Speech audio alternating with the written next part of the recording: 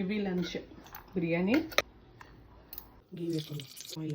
ఉల్లిపాయలు పచ్చిమిర్చి బిర్యానీ సాంబార్ వేసుకున్నాం కలుపుకున్నాం టమాటా సాల్ట్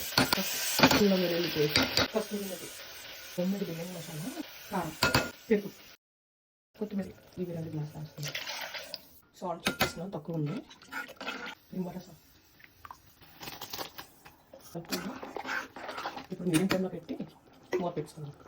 సాల్ట్ ఈ కలర్ బట్టి ఎక్కువ పెడదాం చూసాక కొంచెం అయిపోతుంది కొంచెం సేపు ఉడకాలి స్టవ్ సిమ్లో పెట్టించుకొని పైన వాటర్ పెడతాం గాలి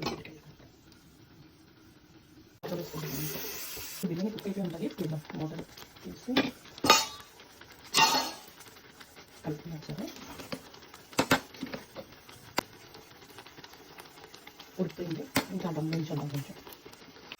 కారం కలర్ కోసమే కొంచెం